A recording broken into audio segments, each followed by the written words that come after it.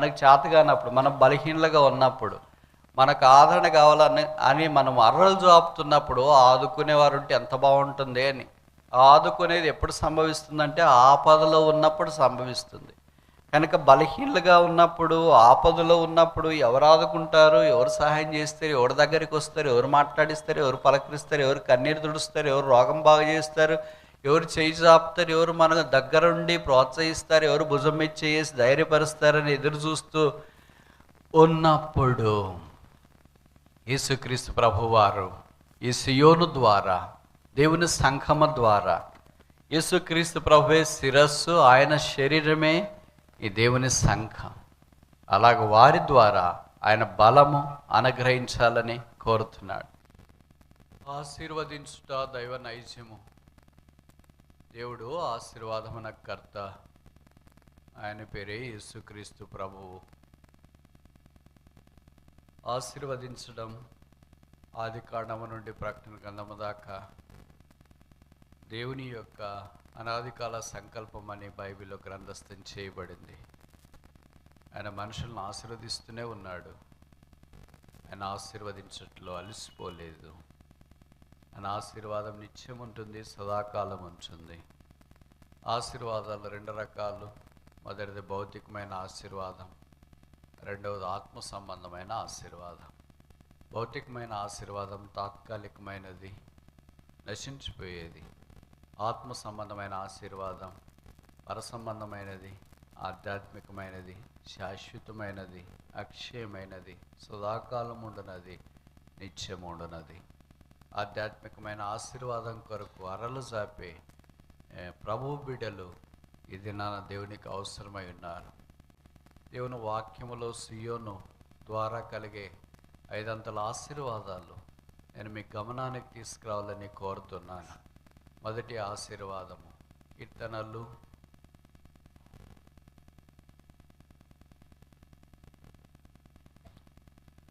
14:7, Psalm 14:7.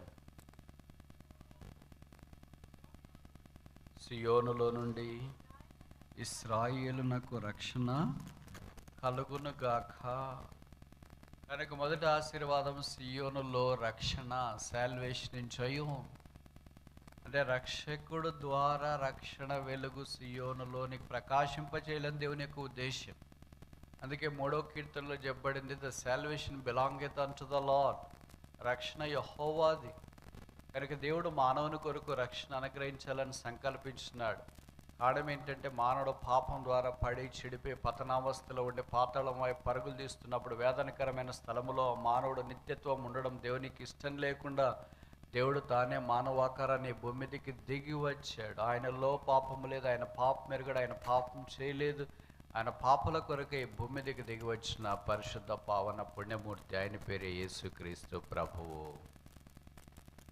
ఆయన జీవితం అసమానమైనది. 6000 సంవత్సరాల మానవ చరిత్రలో ఎవరు లేనంత విధానములో ఆయన కన్య గర్భాన్ని భూమి మీదకి దిగి వచ్చినాడు.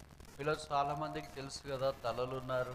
మీకు పెళ్ళి అయిపోయిన తర్వాత ఒకవేళ దేవుడు గర్భఫలాన్ని అనుగ్రహిస్తే ఏ రోజు గర్భఫలం వచ్చిందో ఆ రోజు తెలియదు. 1 మాసమో 2 మాసాలు అయిపోయిన తర్వాత ఆరోగ్యం బాగాలేకపోతే డాక్టర్ గారి దగ్గరికి వెళితే పరీక్షలు చేసి మీకు గర్భం వచ్చిందని తెలిపితే మీకు కలిగే సంతోషం, అనుభూతి చెప్పనలేవు కాదు. అంటే బహుశా 1 మాసం తర్వాత మీరు గర్భం ధరించినారనే సంగతి మీకు తెలుస్తుంది. 6000 సంవత్సరాల మానవ చరిత్రలో సామాన్యం. ఒకే ఒక కన్యకైన మరేక మాత్రం ఏ రోజు గర్భం ధరించిందో ఆ రోజే తెలిసింది. దయాప్రాప్తురాలా, నీకు శుభం, దేవుడు నీకు తోడై ఉన్నాడు. నువ్వు గర్భం ధరించి కుమారుని కంటావు, ఆయనకి యేసు అని పేరు పెడతావు. ఆ ఒక్క దినమే పరిశుద్ధాత్మ శక్తి ద్వారా ఆమె గర్భవతి అయినట్లు వాక్యం ద్వారా మనకు అర్థమవుతుంది. కనుక 6000 సంవత్సరాల మానవ చరిత్రలో గర్భం ధరించిన ఆ దినమే గర్భవతి అని తెలిసిన ఒకే ఒక్క స్త్రీ కన్యక మరియా. ఆ ఒకే ఒక్క మాంసపు ముద్ద, పాపమెరుగని వాడు, పాప సహితునిలో నుండి పాపరహితుడు పుట్టగలిగిన వాళ్ళు ఎంత బాగుండు అని వాక్యంలో రాయబడింది. ఆ పాపరహితుడే యేసుక్రీస్తు ప్రభు.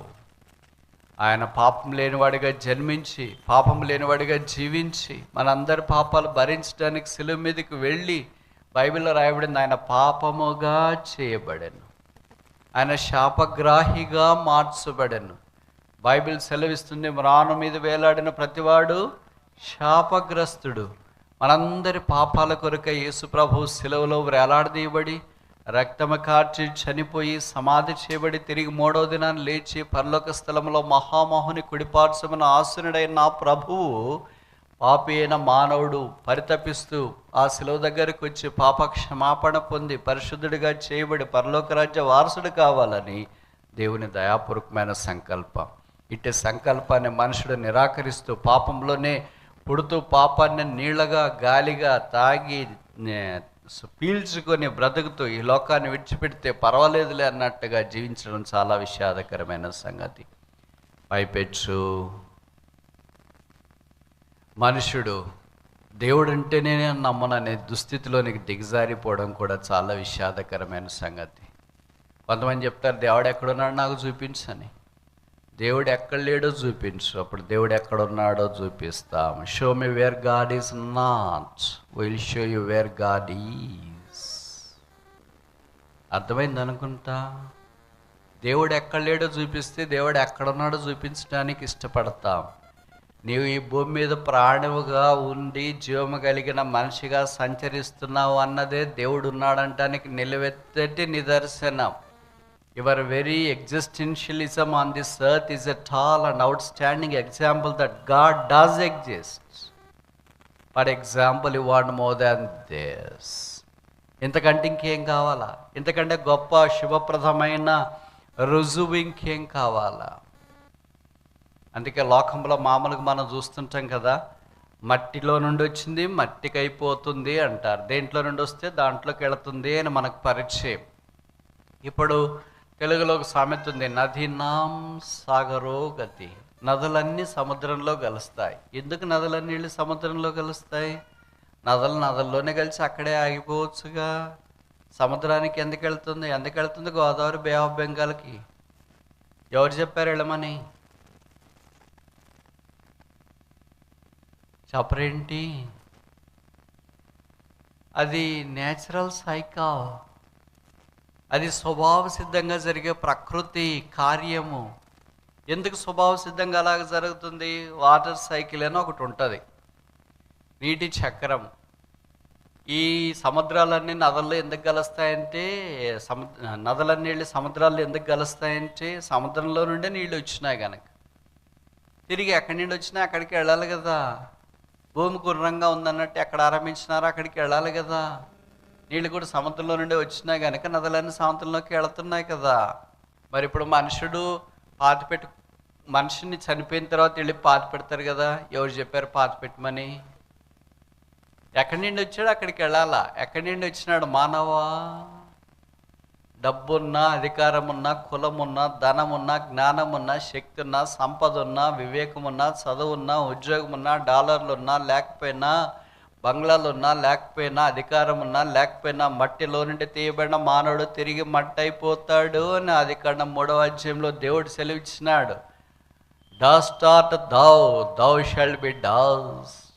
నువ్వు మట్టిలో నుండి తీయబడ్డావు కనుక తిరిగి నీవు మన్నైపోదువు. ఇప్పుడు మట్టిలో నుండి తీయబడిన మనుషుడు తిరిగి మన్నైపోతున్నాడు కదా, అది వాక్యం సెలవిస్తుంది. అది మామూలుగా మనం రోజు కళ్ళతో చూస్తూ ఉంటాం. చనిపోయిన వాళ్ళందరినీ తీసుకుని పాతి పెట్టేది చూస్తాం. ఇప్పుడు మనిషి కోతిలో నుండి వచ్చినాడు అంటున్నారు కదా, మరి ఇప్పుడు మనిషి ఏం కావాలా? చెప్పరేంటి? మనిషి ఏం కావాలా? కావట్లేదా? మరి మనలోనికి పోతున్నాడే. చనిపోయిన వెంటనే మనిషి ఇప్పుడు ఏం కావాలా? పరిణామ క్రమంలో కోతి ఎదురు. పరిణామ క్రమంలో ఇంకా పైకి అడ్వాన్స్డ్ స్టేజ్కి పోతావు కానీ ప్రిమిటివ్ స్టేజ్కి రావు. The evolution says that every stage is a progressive stage, not a regressive stage. అంటే ఒక దశ నుండి ఇంకో దశకి వెళ్ళినప్పుడు కోతి నుండి మనిషి వచ్చిన తర్వాత మనిషి కోతి కాలాడు, ఇంకా మనిషి ఇంకా అడ్వాన్స్డ్ స్టేజ్కి వెళ్ళాలా, which is not possible because the Bible says human is a supreme creation of God. Bible ఏం సెలవిస్తుంది అంటే మానవ సృష్టి దైవ సృష్టిలో గొప్ప సృష్టి, అపూర్వమైన కళాఖండం మానవ సృష్టి దేవుని యొక్క చేతిలో నుండి జాలువారింది. ఇలాంటి దైవత్వాన్ని విస్మరించి పాపంలోనే పడి చెడి పాతాళం వైపు పరుగులు తీస్తూ ఎంతకాలం నీకు కలిగిన ఇడిముడి జ్ఞానం చేత నీ జీవితాన్ని వ్యర్థపరుచుకొని పాతాళంలోనికి వెళ్ళటానికి నిన్ను నీవే అప్పగించుకోవటానికి ధైర్యం చేస్తావు. The first blessing that wells out of the Zion is the blessing of salvation. సియోనులో నుండి బయటికి ప్రవహించే మొదటి ఆశీర్వాదం రక్షణ. రెండోది చూస్తామా? 20వ కీర్తన 2వ వచనం. Psalm 20 verse 2. పరిశుద్ధ స్థలములో నుండి ఆయన నీకు సహాయం చేయనుగాక, సియోనులో నుండి నిన్ను ఆదుకొనుగాక. ఆదుకొనుట ఇంగ్లీష్ బైబిల్లో రాశాడు, the lord shall strengthen the out of జయోన్. అంటే బలపరచును గాక. ఎప్పుడు ఆదుకునేది కావాలా? మనకు చేత కానప్పుడు, మనం బలహీనలుగా ఉన్నప్పుడు, మనకు ఆదరణ కావాలని మనం అర్రలు జాపుతున్నప్పుడు ఆదుకునేవారు ఉంటే ఎంత బాగుంటుంది అని. ఆదుకునేది ఎప్పుడు సంభవిస్తుందంటే ఆపదలో ఉన్నప్పుడు సంభవిస్తుంది. కనుక బలహీనలుగా ఉన్నప్పుడు, ఆపదలో ఉన్నప్పుడు ఎవరు ఆదుకుంటారు, ఎవరు సహాయం చేస్తారు, ఎవరి దగ్గరికి వస్తారు, ఎవరు మాట్లాడిస్తారు, ఎవరు పలకరిస్తారు, ఎవరు కన్నీరు తుడుస్తారు, ఎవరు రోగం బాగు చేస్తారు, ఎవరు చేయి చాపుతారు, ఎవరు మన దగ్గరుండి ప్రోత్సహిస్తారు, ఎవరు భుజం మీద చేసి ధైర్యపరుస్తారని ఎదురు చూస్తూ ఉన్నప్పుడు యేసుక్రీస్తు ప్రభువారు ఈ సియోను ద్వారా, దేవుని సంఘము ద్వారా, యేసుక్రీస్తు ప్రభువే శిరస్సు, ఆయన శరీరమే ఈ దేవుని సంఘం. అలాగ వారి ద్వారా ఆయన బలము అనుగ్రహించాలని కోరుతున్నాడు. విశ్వాస వీరుల గురించిన ప్రస్తావన హెబ్రీ పత్రిక 11వ అధ్యాయంలో చెప్పబడింది. విశ్వాస వీరులు 3 రకాలుగా అక్కడ గ్రంథస్థం చేశారు. మనమే టైపో నేను చెప్పిన తర్వాత మీరు చెప్పండి. మొదటి రకం ఏంటంటే విశ్వాసమును బట్టి హేబెలు బలి అర్పించెను, విశ్వాసమును బట్టి హనోకు, విశ్వాసమును బట్టి అబ్రహాము, విశ్వాసమును బట్టి నోహు, విశ్వాసమును బట్టి యాకోబు, విశ్వాసమును బట్టి మోషే. అలా గొప్ప భక్తుల యొక్క చరిత్ర, వారి విశ్వాసాన్ని బట్టి ఏం చేశారు అవన్నీ ప్రస్తావించినారు. ఆ తర్వాత కొంతమంది పేర్లు రాయకుండా విశ్వాసాన్ని గురించి ప్రస్తావించడం ఆరంభించినారు. కొందరు బలహీనలుగా ఉండి బలపరచబడి, చూడండి అన్నమాట 11వ అధ్యాయము హెబ్రీ పత్రిక 11వ అధ్యాయం. అగ్ని బలములను చల్లార్చిరి, ఖడ్గధారం తప్పించుకునిరి, బలహీనులుగా ఉండి. మరి వీళ్ళంతెవరు? వీరంతెవరు? వీరు కూడా విశ్వాస వీరులే. వీళ్ళ పేర్లు రాయలేదు ఎందుకో. సింహమునోళ్ళు మూసిరి అనే మాటలు కూడా ఇక్కడ రాయబడుతూ వచ్చినాయి కదా.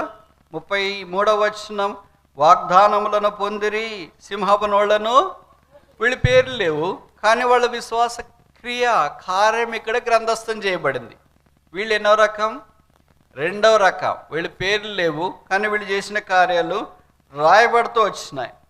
ఇప్పుడు 3వ రకం అయితే 36 హెబ్రీ 11 చాలు. మరికొందరు ఇప్పుడు దాకా చెప్పిన 2 కేటగిరీలు 2 రకాలు కాదు. మొదటి కేటగిరీ హేబెలుతో ఆరంభించబడింది కదా. కొన్ని పేర్లు అలాగ ప్రస్తావనకు వచ్చినాయి. గిద్యోను, బారాకు, వాళ్ళందరి పేర్లు అలాగే రాస్తూ వచ్చినారు. వారందరూ విశ్వాస వీరులుగా మనకు కనిపిస్తున్నారు.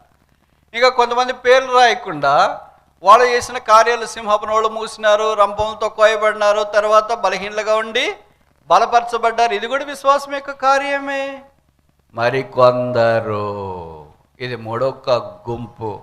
ఈ గుంపును గురించిన ప్రస్తావనిస్తే ఏమన్నారంటే, తిరస్కారం పొందినారు, కోడా దెబ్బలు తిన్నారు, ఖైదీలుగా ఉండి శిక్ష అనుభవించినారు, రాళ్లతో కొట్టబడ్డారు, రంపములతో పోయబడ్డారు, శోధనలో ఖడ్గం చేతున్నారు, గొర్రె చర్మం ధరించుకున్నారు, అడవుల్లో కొండల మీద ఉన్నారు, గుహల్లో ఉన్నారు, సొరంగాల్లో ఉన్నారు. అట్టి వారికి ఈ లోకమైనదగినది కాదు. కనుక విశ్వాస వీరుల్లో కూడా అందరూ ఒకటే కాదు, 3 రకాలు ఉన్నారు. ఇప్పుడు చెప్పండి, మనం ఈ 3 రకాలు ఏ రకం? మొదటి రకమా, 2వ రకమా, 3వ రకమా? మన రకమే లేదా ఇక్కడ?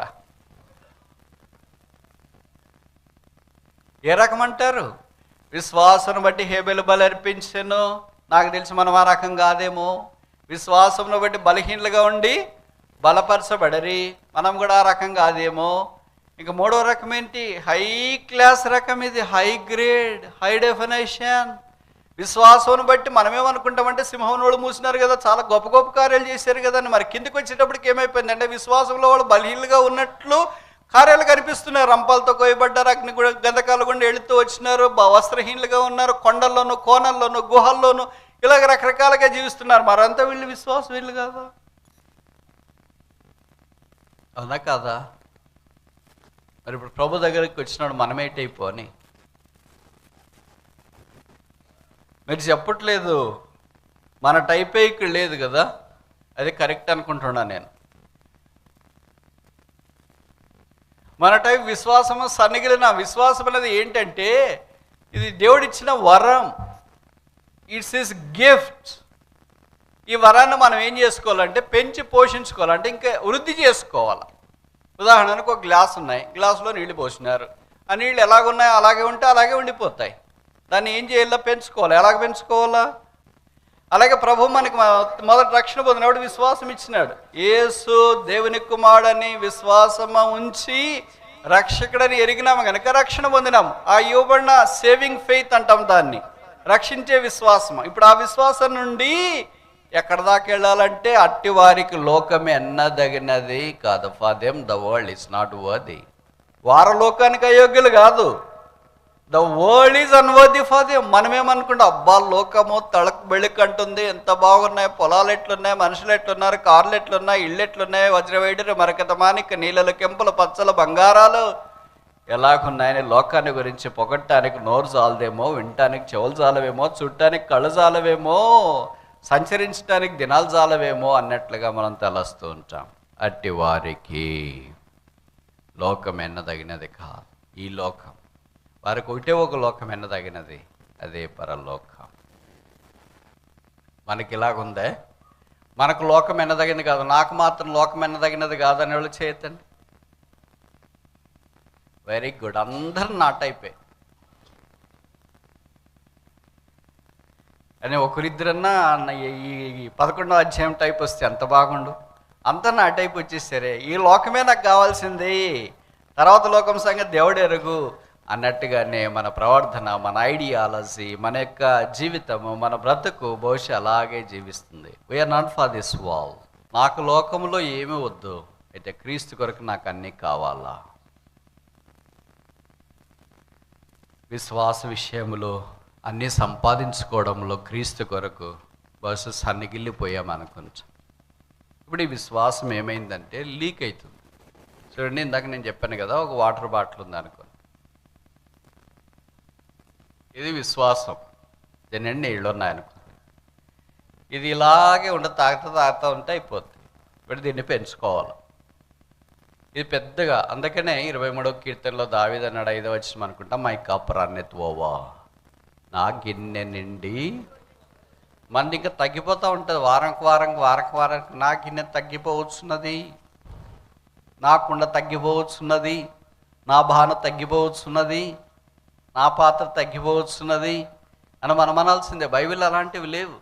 నూనె పోయటానికి ఒక విధురాలు పాత్రలు తెచ్చుకోమ్మా అంటే ఆమె ఎరుగుపోరికి అందరి దగ్గరికి వెళ్ళి పాత్రలు తెచ్చుకున్న, పాత్రలు అయిపోయినా కానీ నూనె అయిపోలేదు. యేసు ప్రభు వారి యోహాను సువార్త 2వ అధ్యాయంలో ద్రాక్షరసం అయిపోయింది అని తల్లి ఆయన దగ్గరికి వచ్చి చెప్పినప్పుడు ఆయన 2-3 తుమ్ములు బట్టి 6 రాతి బాణాలు నీళ్ళతో నింపండి అన్నాడు. నీళ్ళతో నింపినారు. ద్రాక్షరసము అంచుల మట్టుకు బైబిల్లో రాయబడింది. They field them unto the brim. అంచుల మట్టుకు పొర్లి ప్రవహించేటట్లు నింపేసినారు. కనుక ప్రభు ఎప్పుడు నింపాలని కోరతాడు, మనుషుడు ఎప్పుడు ఖాళీ చేయాలని కోరతాడు. మనం నింపే టైపా, ఖాళీ చేసే టైపా? అంత కరెక్ట్గా ఎట్లా చెప్తున్నారక్క?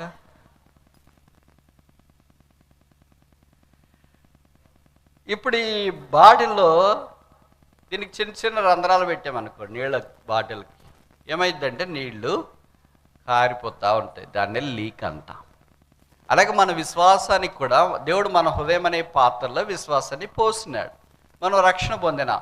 ఇప్పుడు సాతానుడు వచ్చి మెల్లగా చిన్న చిన్న పంక్చర్స్ చేస్తాడు. అక్కడక్కడ రంధ్రాలు పెడితే మనం ఏం చేస్తాము? బాధలు ఇబ్బందులు వచ్చినప్పుడు మీ ఆయన ఇలాగ, మీ ఆవిడ ఇలాగ, మీ కొడుకు ఇలాగ, మీ కూతురు ఇలాగ, మీ సేవకుడు ఇలాగ, మీ బోధకుడు ఇలాగ, మీ సంఘం ఇలాగ, మీ ఆఫీసర్లు ఇలాగ, మీ పనులు ఇలాగ, మీ పొలాలు ఇలాగ, మీ వ్యాపారాలు ఇలాగ, మీ చేతి పనులు ఇలాగ, మీ సేవ ఇలాగా అన్ని రంధ్రాలు పెట్టేటప్పటికి ఏమవుతుందంటే ఆదివారం బాగా నింపుకున్న బాటిల్ శనివారంకి వచ్చేటప్పటికి అంతా అయిపోయి ఉంటుంది, అలా లీక్ అయి ఉంటుంది.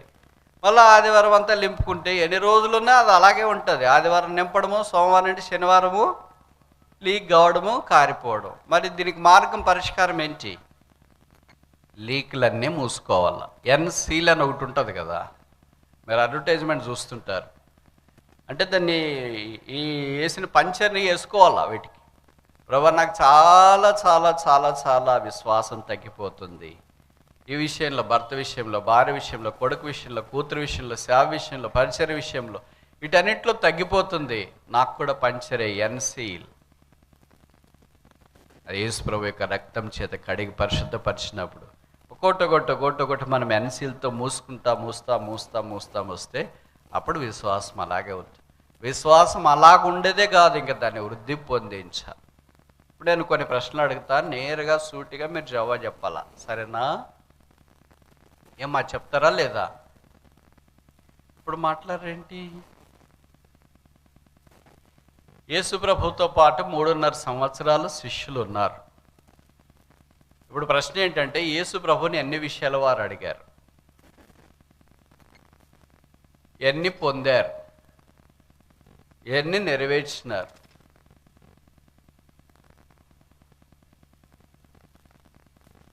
ఎన్ని నంబర్ చెప్పండి. మీరు కష్టపడి వచ్చింది చెప్పొద్దండి. ఇక్కడ ఏమీ క్విజ్ లేదు, ప్రైజులు లేవు. నంబర్ చెప్పడం తేలిక. 1 2 3 4 5 6 7 10 20 30 40 50 ఇది చెప్పడం తేలిక. ఈ స్టేట్మెంట్లు అన్నీ చెప్పడం తేలిక. అందుకే చాలామంది మనం ఫెయిల్ అయ్యి ఇక్కడ ఎందుకు కూర్చున్నామంటే, క్వశ్చన్లు ఒకటి అడిగితే జవాబులు ఒకటి రాస్తాం. క్వశ్చన్కి సరిగ్గా జవాబు రాస్తేనే పాస్ అవుతాం, కానీ క్వశ్చన్ ఒకటి అడిగితే జవాబు రాస్తే ఏంటి జవాబు రాసాడు, నాకు వచ్చింది ఇదే. నీకు వచ్చింది రాసేది కాదు పరీక్ష, వాడు ఇచ్చింది రాసేది పరీక్ష. క్వశ్చన్ పేపర్లో అడిగింది రాసేది పరీక్ష అంటాం, కానీ మనకు వచ్చింది రాసేది పరీక్ష కాదు, అది హోంవర్క్. పరీక్షను హోంవర్క్ అంటున్నారు, హోంవర్క్ని పరీక్ష అనుకుంటున్నారు. 3.5 సంవత్సరాల్లో యేసు ప్రభుని శిష్యులు 2 అడిగారు. చాలా ఆశ్చర్యం కలిగిస్తుంది తెలుసా. పొరపాటును కూడా మనం అడగాం. కళల్లో కూడా, పగటి కళలో కూడా. మొదటిది ఏంటో చెప్పనా? లూకాసు వార్త 11:1, లార్డ్ టీచ్ us టు ప్రే. ప్రభువా ప్రార్థన చేయ మాకు నేర్పుము. యేసు ప్రభుని అద్భుతాలు చేయడం నేర్పని అడగలేదు, దయాలు ఎలా ఎడగొట్టాలో నేర్పని అడగలేదు, వాక్యం ఎలా బోధించాలో చెప్పండి అనలేదు, పాయింట్ ఎట్లా చెప్పాలా, జాయింట్ ఎట్లా చెప్పాలా, పాటలు ఎట్లా కంపోజ్ చేయాలి, ఎట్లా మ్యూజిక్ వేయాలి, ఎట్లా లైవ్ స్ట్రీమ్ వేయాలి, ఎట్లా చేయాలి ప్రభావ, మనుషుల్ని ఎట్లా ఆకర్షించాలో ప్రభావ మాకు చెప్పని అడగలేదు. కానీ హౌ టు ప్రే, ఎలాగ ప్రార్థన చేయాలో మాకు నేర్పించు. నేర్చుకోవటానికి ఇష్టపడిన వాళ్ళు ఏమంటే శిష్యులు అంటారు. నాకు అంత తెలుసులే అనుకున్నాడు శిష్యుడు కాదు, దుర్భీజుడు. అది ఇంగ్లీష్లో అంటారు, అది నేను చెప్పను. అది తెలుగులో రాసినారు దుర్బీజులు అని. కనుక ప్రభు దగ్గర మనం జీవితాంతం నేర్చుకుంటూనే ఉండాలి. రెండోది ఏమడిగారో తెలుసా? లూకా 17:5. లూకా 17:5 బైబిల్లో ఎవరికైనా ఉంటే చదవండి అమ్మా. అపోస్తులు మా విశ్వాసం, ఇంక్రీజ్ అవర్ ఫెయిత్. అక్కడ శిష్యులను రాయలేదు, ఏం రాసినారు క్లిన్సీ? అపోస్తులంట. శిష్యులుగా దారిముడి పోయేవాడు మా విశ్వాసం వృద్ధి పొందించమంటే అర్థం ఉంది. దయ్యాలు మా హృదయాన్ని, మా విశ్వాసం వృద్ధి పొందించంటే అర్థం ఉంది. ఇవాళ అప్పుడే కొత్తగా రక్షణ పొందిన సమరయ స్త్రీ నికోదేము ఇలాంటి వాళ్ళు వచ్చి మా విశ్వాసం వృద్ధి పొందించంటే అర్థం ఉంది. అక్కడ రాయబడిన మాట ఏంటంటే అపోస్తులు, they are already called and to be sent.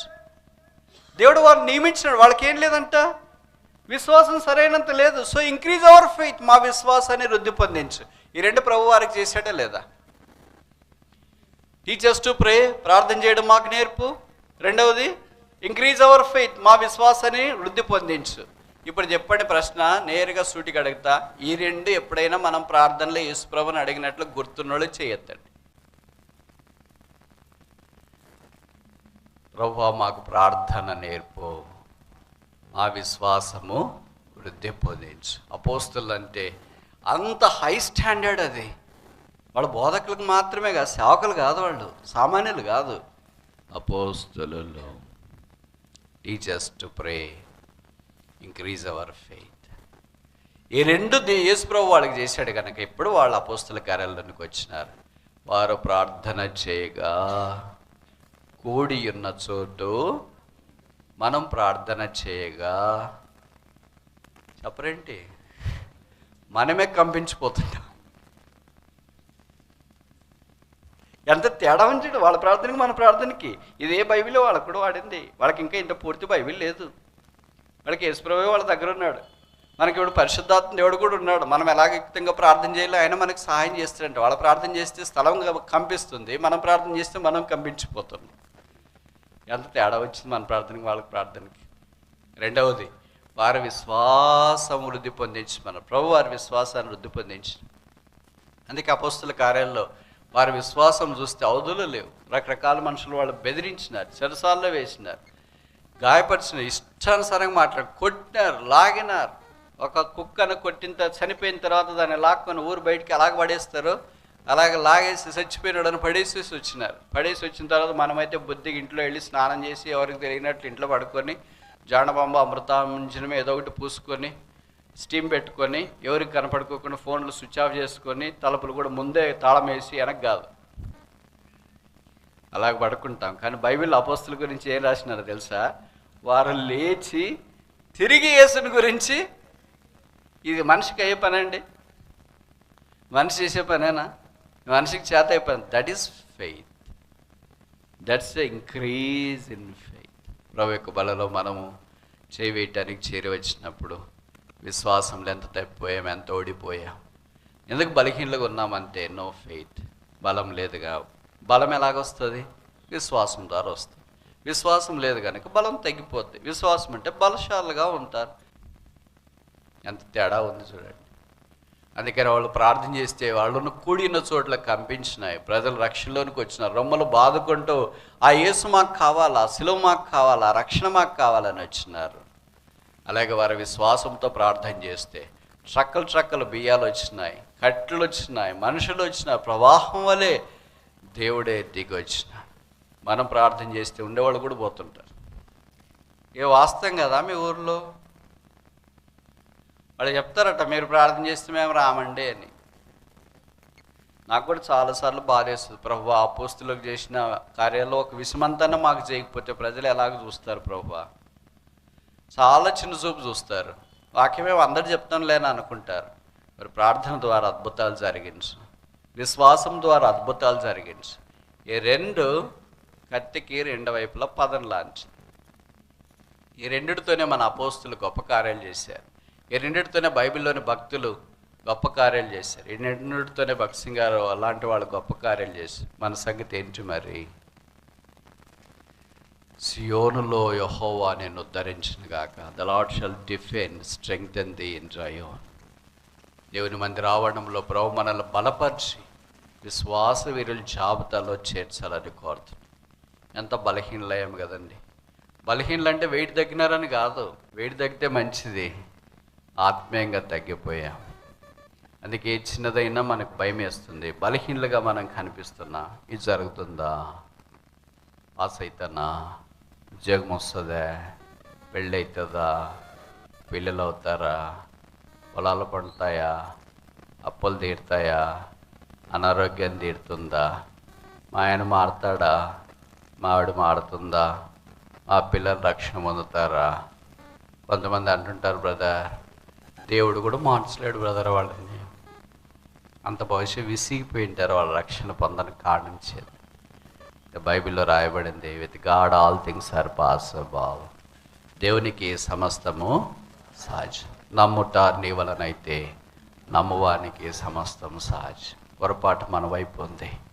దేవుడు చేస్తాడని నమ్మలేకపోతున్నా. అబ్రహాము దేవుడు మన దేవుడు అని నమ్మలేకపోతున్నా. భక్త్ సింగ్ గారి దేవుడు మన దేవుడు అని నమ్మలేకపోతున్నా. అందుకే జీవితంలో ఓడిపోయాము. ప్రభువా నన్ను బాగా కడగు. అపోస్తులులే ప్రార్థన చేసినారు, మా విశ్వాసం వృద్ధి పొందించమని. వాళ్ళ పేర్లు కూడా ఉచ్చరించడానికి నేను యోగ్యుడిని కాదు. నేను ఇంకెలాగ ప్రార్థన చేయాలి ప్రభువా? ఎంత చేసినా నా జీవితంలో తక్కువే. ప్రార్థన చేస్తున్నాను కానీ నేను కదులుతున్నాను, నా చుట్టూ ఎవరు కదలిక లేదు. మా ఆయనకి, మా ఆవిడకి, మా పిల్లలకి, ఇరుగు పొరుకి, క్లాసులో వాళ్ళకి, పొలం పక్కన ఉన్న వాళ్ళకి, కూలి చేసే వాళ్ళకి, పని చేసే వారికి, ఊరోళ్ళకి కదలిక లేదు. నేను కదిలిపోతున్నాను. నన్ను మీ రక్తం చేత కడిగి పరిశుద్ధపరచు. సియోన్లో నుండి యెహోవా నిన్ను ఆశీర్వదించును గాక. మూడవది చూస్తామా? కీర్తనలు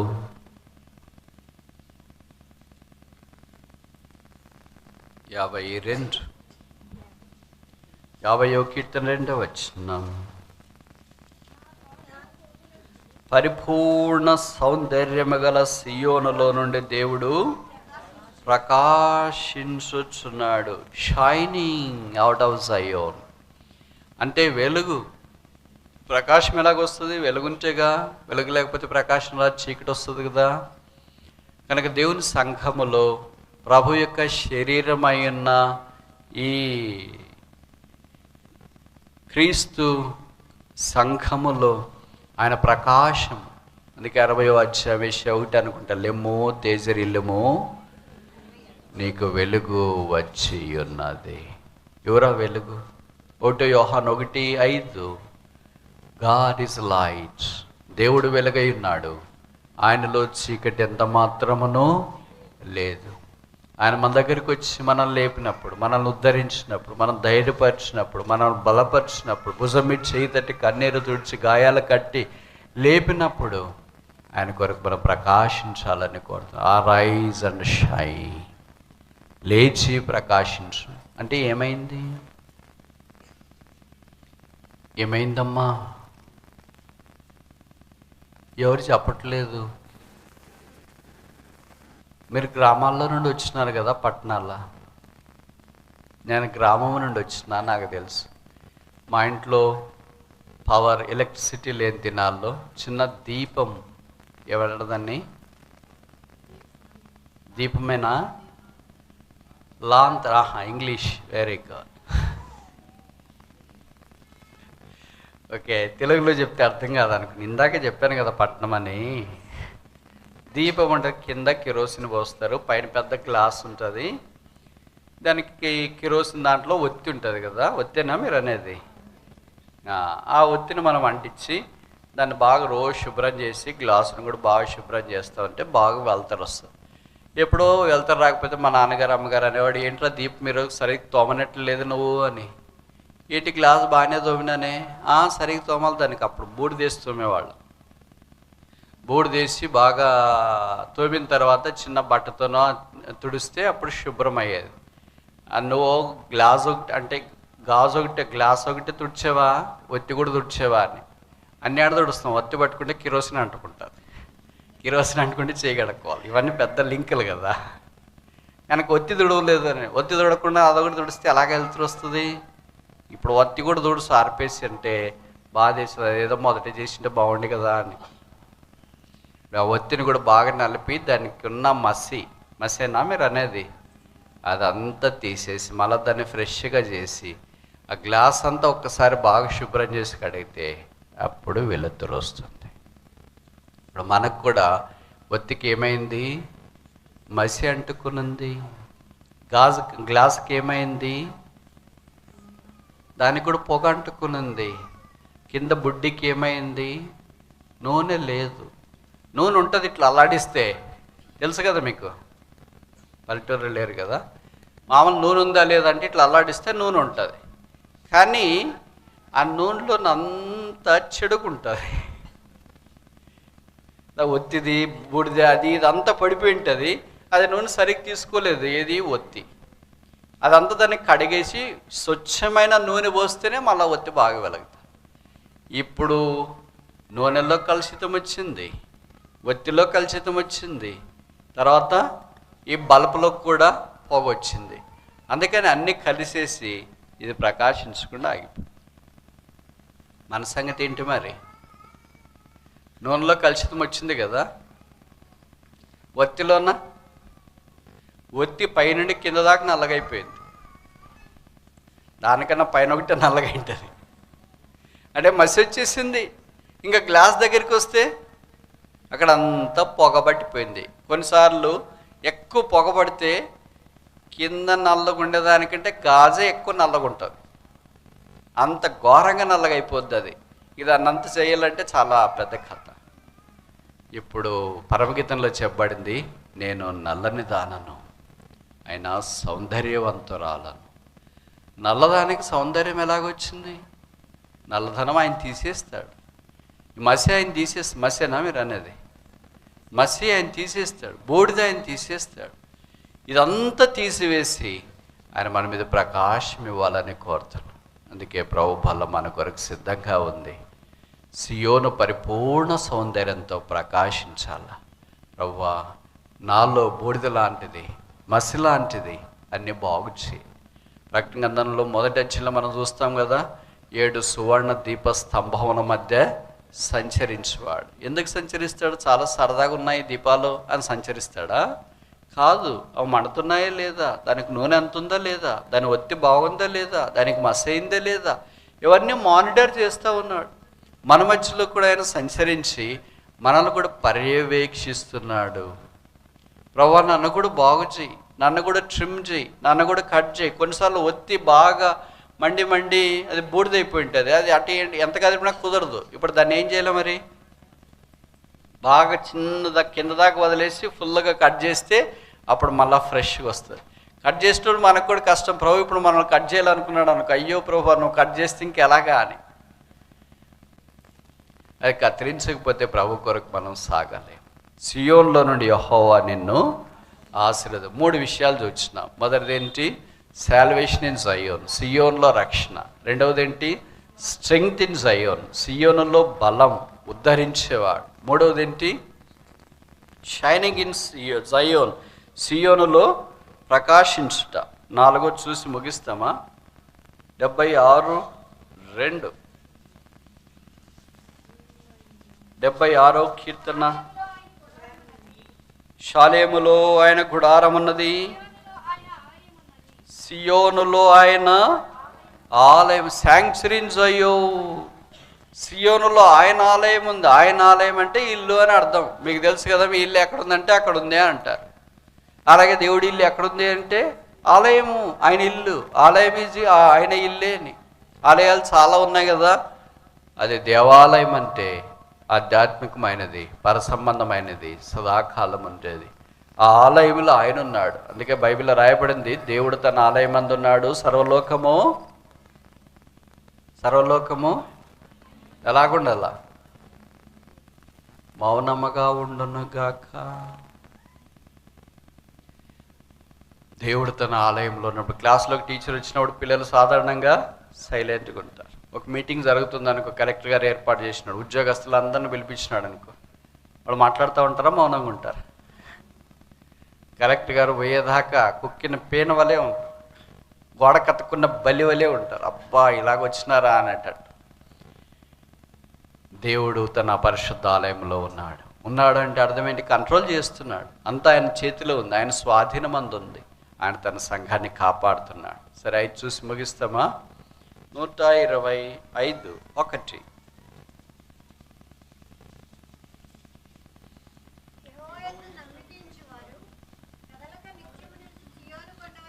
సియోను కొండవలే కదలక ఇందరు. Stability, safety.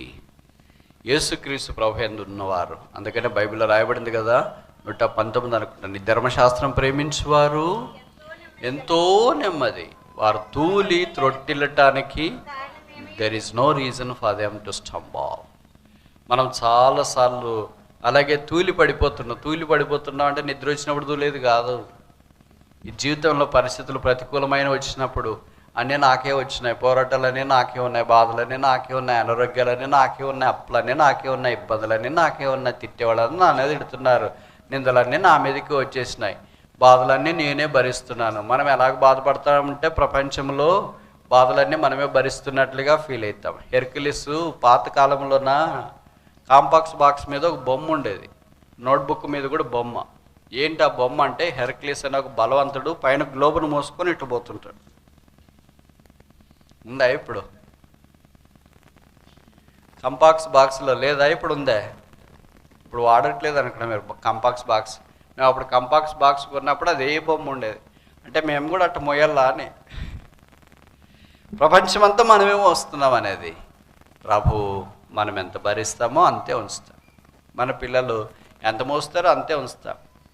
స్కూల్కి వదిలేటప్పుడు బ్యాగ్ మీరు మోసుకుంటారా, పిల్లలకి ఇస్తారా? పుస్తకాల బ్యాగ్ క్యారేజ్ మీరు తీసుకుంటారా, పిల్లలకి ఇస్తారా? చెప్పరేంటమ్మా, ఎవరు పిల్లల్ని వదలరా స్కూల్లో? అందరు హోమ్ ట్యూషన్సేనా? పిల్లవాడిని స్కూల్కి వదిలేటప్పుడు బ్యాగ్ క్యారేజ్ మీరు మోసుకుంటారా, పిల్లలకి ఇస్తారా? మీరు పక్కన నడుస్తా పోతారా సరదాగా షికారికి? ఎవరు మోసుకుంటారు? నాకు తెలిసి తల్లిదండ్రులే మోసుకుంటారు. ఎందుకంటే వాడు మొయ్యలేడు. ఎంత ఉంటారు, ఏడమోస్తుంది, మొయ్యలేనంత బరువు. టీచర్ల మీద తిట్టుకుంటుంటారు, ఏం చదువుతాడు, ఇంతెంత మోపిస్తున్నారని. మేము చదువుకునే దినాల్లో ఒకే పుస్తకమే 1 నుండి 5వ తరగతి దాకా. అది చినిగి బజ్జీలకు కూడా పనికి రాకుండా అయిపోతుంది. ఇప్పుడు ఇన్ని పుస్తకాలు తీసుకెళ్తున్నారు. మరి వీళ్ళు పుస్తకాలు సంచి మోసుకుంటారు, క్యారెట్ తీసుకెళ్తారు, స్కూల్కి 7 దాకా వదులుతారు. అప్పుడు కూడా పిల్లోనికి ఇవ్వాలంటే బాధపడతాడు. ఇంత వీడు ఎక్కడ మోసుకొని వెళ్తాడు, మళ్ళీ మెట్లెక్కి అది ఉంది దానికి 2nd ఫ్లోరో 3rd ఫ్లోరో 1st ఫ్లోరో అట్లంతా. వచ్చేటప్పుడు కూడా వాడు గేట్ దగ్గరికి వచ్చిన వెంటనే స్కూల్లో నుండి బయటకు వచ్చేటప్పుడు పుస్తకాల సంచి తీసుకుంటారు, మొదటి బాక్స్ తీసుకుంటారు. తర్వాత వానికి ఇవ్వాల్సిన చాక్లెట్, 5 స్టారో డైరీ మిల్కో ఏదో ఒకటి ఇచ్చేస్తారు. అక్కడి నుండి మెల్లగా మాటలు చెప్తా ఇంటి దాకా తీసుకొని వస్తారు అన్నమాట. అంటే బరువు ఎంత మోస్తాడనే దాన్ని బట్టి మనకు తేలిక. అదే చిన్న వస్తువులు అనుకో, ఇది పట్టుకోరా ఆడదాకా అని మనం చెప్తాం.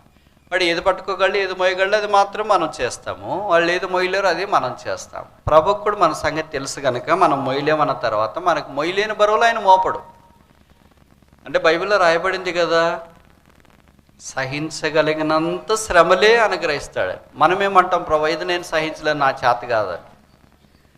మనం సహించేదే ఇస్తానని బైబిల్లో రాస్తే మనమేమంటాం, మేము సహించలేకపోతున్నది మా చేత కావట్లేదు అని అంటాం. అంటే దేవుడికి మన లిమిట్ తెలుసా, మన లిమిట్ మనకి బాగా తెలుసు. మన లిమిట్ మనకు తెలియదు కానీ మన లిమిట్ ప్రభువుకు బాగా తెలుసు. అందుకనే మనకి ఎంత ఇవ్వాలో ఆయన అంత అనుగ్రహించి నడిపిస్తాడు. దేవుడు నమ్మదగిన వాడు. అందుకొరకే మన కొరకు ఆయన శిలువ మీదకి వెళ్ళి పాప భారం మనం మోసుకోలేమని ఆయన భారాన్ని మోసుకున్నాడు. పాప భారాన్ని మోసుకున్న తర్వాత ఇంకే భారం కూడా పాప భారం కంటే బరువు ఉండేది లేదు. All weights of the spiritual pilgrimage is lighter and lighter than the weight of a sin. పాప భారం కంటే ఆత్మీయతలో సాగిపోయేటప్పుడు కనిపించే బరువులన్నీ కలిపిన సమమొత్తంలో పెట్టిన అవి చాలా స్వల్పం. పాప భారాన్ని మోసిన యేసుక్రీస్తు ప్రభువారు మనల్ని మోసుకొని పోతున్నాడు. అందుకే బైబిల్లో రాయబడింది, అనుదినము ఆయన మా భారము భరించుచున్నాడు. అయితే ఎన్నోసార్లు మనం ప్రభుకు దూరంగా వెళ్ళిపోయాం. ఆయన సియోన్లో సిద్ధపరిచిన ఆశీర్వాదాలు పొందక నష్టంలోనికి వచ్చినాం. ఎవడైనా నువ్వు క్రీస్తునందున్న ఎడలా నూతన సృష్టి కనుక నన్ను కొత్తగా చేయి ప్రభువా, ఈ ఆశీర్వాదం నేను పొందనట్లు చేయి. సియోన్లో నుండి యెహోవా నిన్ను 5 ఆశీర్వాదాలు చూసిన. మొదటిది ఏంటి? సాల్వేషన్, రక్షణ. రెండవది ఏంటి? స్ట్రెంగ్త్, బలము. మూడవది ఏంటి? షైనింగ్, ప్రకాశించుట. నాలుగవది ఏంటి? శాంక్చురీ, పరిశుద్ధ స్థలం, సంఘము, దేవుని మందిరము, దేవుని ప్రజలు. ఐదవది ఆఖరిది ఏంటి? సేఫ్టీ, భద్రత, కాపుదల. ఈ ఆశీర్వాదాలు ప్రభు మనకు ఉచితంగా ఇచ్చినాడు. క్షమాపణ పొంది రక్తం చేత కడగబడి శుద్ధీకరించబడి దైవ సాన్నిధ్యంలో ఆయన ఆశీర్వాదానికి పాత్ర ఉన్నట్లుగా ప్రభువు మనకు సహాయం చేయనుగాక.